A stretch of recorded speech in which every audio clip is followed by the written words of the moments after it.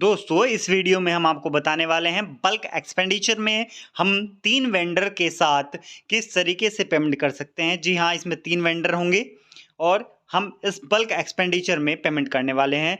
जब आपका PPA approve हो जाएगा तो आपको इस तरीके का एक मैसेज आपके डीओ के मोबाइल नंबर पर मिलने वाला है। जी हाँ, इस तरह का मैसेज आपके पास अप्रूवल के बाद आने वाला है। तो चलिए शुरू करते हैं बल्क एक्सपेंडिचर, जिसमें हम 3 वेंडर को एक साथ पेमेंट करने वाले हैं। सबसे पहले डीओ की आईडी ओपन कर लेते हैं। मास्टर पर बल्क मैनेजर में जाकर मैनेज पर क्लिक करते हैं। जी हाँ, इसके बाद आप देखते हैं यूपी 113 को हमें स्कीम में सेलेक्ट करना है। स्कीम में यूपी 113 सेलेक्ट करने के बाद राइट हैंड पर वेंडर का ऑप्शन है, वेंडर के ऑप्शन पर क्लिक करना है। अब आप देखेंगे कि हम इस प्रोसेस में 3 वेंडर को सिलेक्ट करने वाले हैं। जी हाँ, एक हमारा पर्सनल वेंडर होगा, 2 हमारे कॉमर्शियल वेंडर होंगे। हमने 3 को सिलेक्ट कर लिया है। इसके बाद हम वही प्रोसेस करने वाले हैं जो हमने पिछली वीडियो में की थी। यदि आप पिछली वीडियो देखना चाहते हैं तो हमारी प्लेलिस्ट में आप जा सकते हैं। अब हम कस्टमाइजेशंस नेम पर काम करते हैं, कस्टमाइजेशन नेम देते हैं। इसमें कोई दिक्कत आती है तो आप हमारी पिछली वीडियो में जाकर देख सकते हैं। अब हम कंपोनेंट कोड पर काम करेंगे, कंपोनेंट कोड के बटन पर क्लिक करेंगे। इसके बाद हमें वे सभी कंपोनेंट्स कोड को सिलेक्ट करना है जिनके लिए हमें पेमेंट करना है। जी हाँ, 3 वेंडर हैं, 3 वेंडर के लिए जिस कंपोनेंट कोड के लिए हमें पेमेंट करना है उन सभी कंपोनेंट कोड को हम सेलेक्ट कर लेते हैं। जैसे कि आप बारी बारी से देखते हैं, क्योंकि इसमें लिस्ट काफ़ी लंबी है, इसलिए आप बहुत ही आराम से एक एक करके उन सभी कोडों को देखें जो आपको भरने हैं। अब हम अपने जिस कोड में हम पेमेंट करने वाले हैं उस कोड को हम सिलेक्ट करेंगे। कोड को सिलेक्ट करने के बाद नीचे डिफॉल्ट अमाउंट का ऑप्शन है, आपको डिफॉल्ट अमाउंट के ऑप्शन को नहीं छूना है। जी हाँ, आप फिर से एक बार मेरी बात सुन लीजिए। सबसे पहले मास्टर पर जाना है, बल्क मैनेज का ऑप्शन आएगा। उसके बाद एक्सेल के नीचे मैनेज का ऑप्शन है, उस पर आपको जाना है।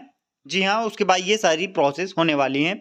अब हमने अपने कोड को सिलेक्ट कर लिया, वेंडर को सिलेक्ट कर लिया है। उसके बाद हम देखेंगे पेमेंट मोड के ऊपर।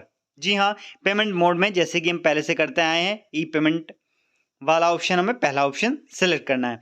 ये सिलेक्ट करने के बाद हम नीचे हमारे पास एक ऑप्शन है सेव का, इसको सेव कर लेते हैं। जी हाँ, सेव करने के बाद आपको आपका जो आपने कस्टमाइजेशन नेम रखा है वो नीचे लिखा हुआ दिखाई देगा, जैसे कि आप देख रहे हैं।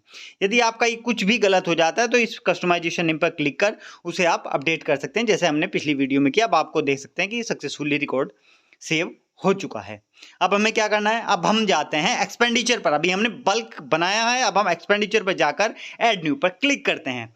एक्सपेंडिचर पर जाकर ऐड न्यू पर क्लिक करने के बाद हम देखते हैं कि हमें फिर से स्कीम पूछ रहा है, तो हम यूपी 113 सेलेक्ट करते हैं और राइट हैंड पर हमारे जो हमने बल्क का नाम दिया था वो आ चुका है, वो अब हम उस पर क्लिक करेंगे। जी हाँ, बल्क पर क्लिक करने के बाद हम देखते हैं कि हमें सीधा लेटर नंबर का एक ऑप्शन दिखाई देता है। हम इसमें लेटर नंबर को भरने वाले हैं। हमने लेटर ऑफिस नंबर भर दिया है, आप भी भर सकते हैं। स्कूल का नाम देकर /0012/2023-24 जो भी आप देना चाहते हैं।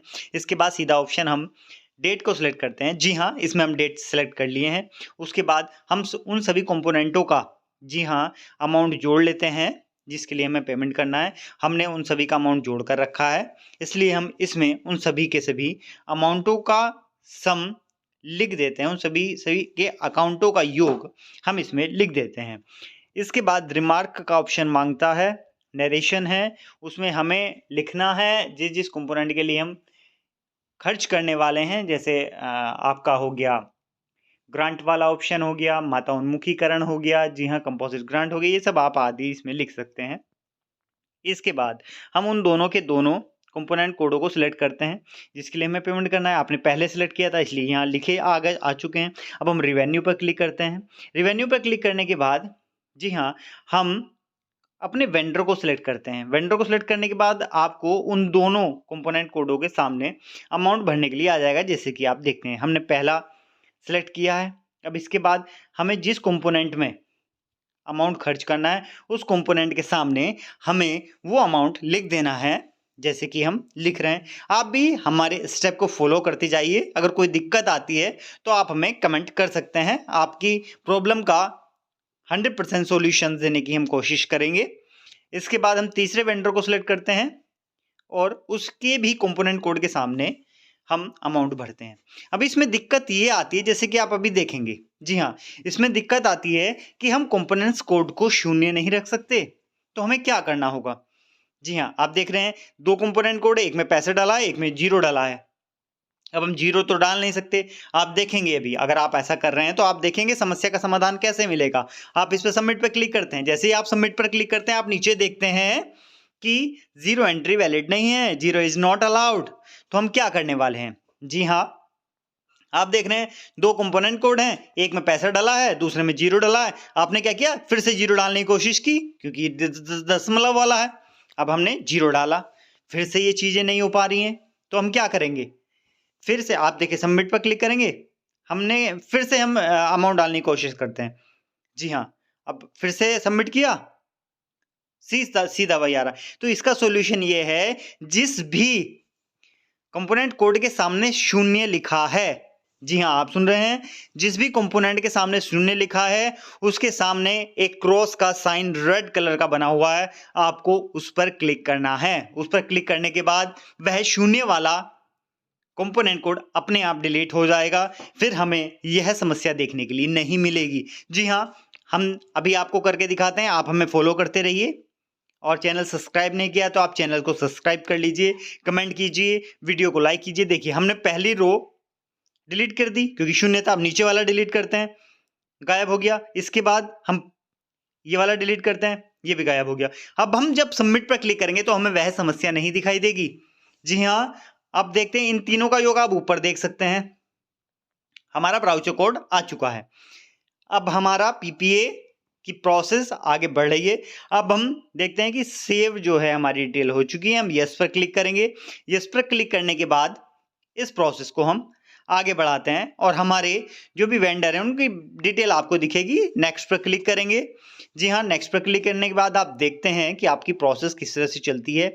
जैसे आप पहले देखते थे, पासबुक नरेशन के लिए मांगता है। पासबुक नरेशन में कुछ भी डाल सकते हैं उस कंपोनेंट से रिलेटेड। जी हाँ, ग्रांट डाल सकते हैं, जो भी जिस ग्रांट के हिसाब से पैसा आया है वो आप डाल सकते हैं। इसको डालने के बाद आपको कंफर्म पर क्लिक करना होगा। आप सुन रहे हैं, ये सब करने के बाद आपको कंफर्म पर क्लिक करना होगा। आपको और कोई ऑप्शन आपको दिख रहे हैं टिक वाले, वो नहीं छूने हैं। सिर्फ आपको ये छूने के बाद कंफर्म पर क्लिक कर देना, जैसे हमने किया है। इसके बाद आप देखते हैं कि पेज डिटेल्स सक्सेसफुली हो चुकी हैं। अब नेक्स्ट पर क्लिक करेंगे। नेक्स्ट पर क्लिक करने के बाद आपको एक पीपीए बना हुआ दिखाई देगा, जिसे बल्क पीपीए बोलेंगे। जी हाँ, इसमें कुछ डिटेल हमारे द्वारा रिमूव कर दी गई है। सबमिट फॉर अप्रूवल पर क्लिक करेंगे। अब ये देखिए सक्सेसफुली सबमिट हो चुका है।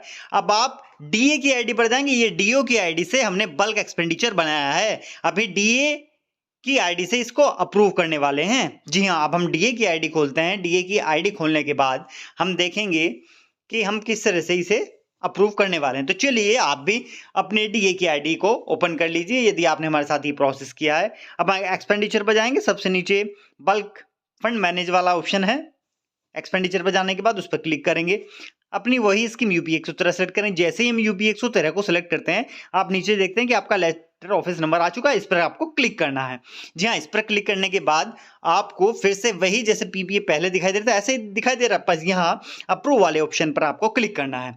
यदि आप इसे अप्रूव करना चाहते हैं तो आप अप्रूव कर सकते हैं, वरना कैंसिल कर सकते हैं। अब आप देखते हैं इसे हमने अप्रूव कर दिया है। अब आपको ये दिक्कत आती है जिस तरह से हमें दिखाई दे रहा है एरर। ये एरर नहीं है, आप एक बार करेंगे तो आप देखेंगे कि ये ऑलरेडी सबमिट हो चुका है, जैसे कि आपको अभी दिखाई देने वाला है। जी हाँ, आप अपनी स्क्रीन पर देख रहे हैं एक्सपेंडिचर ऑलरेडी अप्रूव्ड। अब इसको हमें प्रिंट करना है। प्रिंट करने के लिए डीओ की आईडी को ओपन करेंगे। हमने प्रिंट करने के लिए डीओ की आईडी ओपन कर ली है। जी हाँ, फिर से हम एक्सपेंडिचर पर जाएंगे। एक्सपेंडिचर पर जाने के बाद नीचे ई प्रिंट पेमेंट एडवाइस वाले ऑप्शन पर क्लिक करना है। इसे क्लिक करने के बाद हम देखेंगे कि हम अपनी स्कीम यूपी 113 समग्र शिक्षा को सिलेक्ट करते हैं। जी हाँ, अब हमने फाइनेंशियल ईयर 2023-24 सिलेक्ट करना है, क्योंकि हमने 2023-24 में बनाया है। सबमिट करने के बाद वही हमारा पेमेंट एडवाइस नंबर है। इस पर क्लिक करेंगे जैसे कि आपको रेड बॉक्स में दिखाई दे रहा है। इस पर क्लिक करने के बाद हम देखेंगे कि हमारा पीपीए डाउनलोड होना शुरू हो गया है। जी हाँ, हमारा पीपीए डाउनलोड हो गया है। अब आप देखेंगे जैसे ही आपका पीपीए डाउनलोड होता है तो आप हमारे प्रिंट में देख रहे हैं कि हमने 3 वेंडर को किया है जिसकी डिटेल आपको दिखाई दे रही है। इस प्रकार आप भी कर सकते हैं।